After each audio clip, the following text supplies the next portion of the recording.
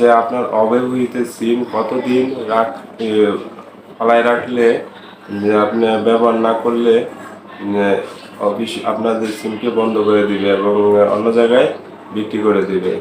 তো মূলত আপনার 15 মাস যদি আপনি একটি সিম কোনো ব্যবহার না করেন, রেখে দেন, যে কোনো যোগাযোগ না করেন, তাহলে আপনার ওই সিমটি অন্য জায়গায় বিক্রি করে দেবে। তাহলে বন্ধুরা, এখন প্রশ্ন হলো যে এই সিমটা কিভাবে আমি অ্যাক্টিভ রাখতে পারবো, কিভাবে আমি আমার সিমটাকে অন্য জায়গায় বিক্রির হাত থেকে রক্ষা করতে পারবো।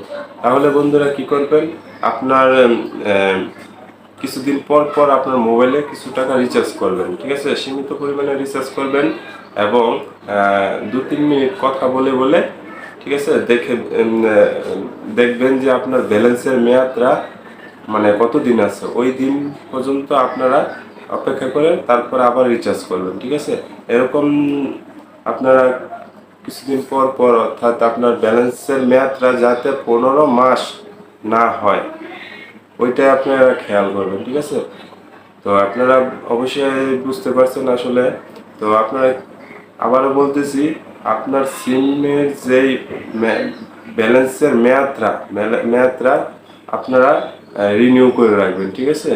আপনার রিনিউ করার পর আপনার একটু কথা বলবেন, রিচার্জ করবেন, কথা বলবেন, তাহলে আর কোম্পানি আপনার সিমটা অন্য জায়গায় বিক্রি করবে না, ঠিক আছে বন্ধুরা। তো শুধু শুধু যদি রাইখা দেন, কোনো কথা বলেন না, কোনো রিচার্জ করেন না, এভাবে যদি আপনার ব্যালেন্সের মেয়াদ যদি 15 মাসের বেশি হয়, তাহলে অটোমেটিকলি আপনার সিমটা অন্য জায়গায় বিক্রি করে দেবে কোম্পানি। এতে আপনার কোনো দায়বদ্ধতা নাই, আপনাকে জিজ্ঞেস করবে না, জানাবেও না, ঠিক আছে বন্ধুরা। বিভিন্ন বিষয় নিয়ে আপনারা অবশ্যই সচেতন থাকবেন।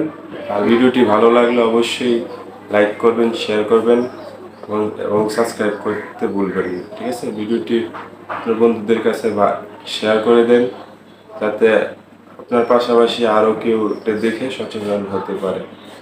ধন্যবাদ বন্ধুরা, দেখা হচ্ছে পরবর্তী ভিডিওতে। ভালো থাকবেন সবাই।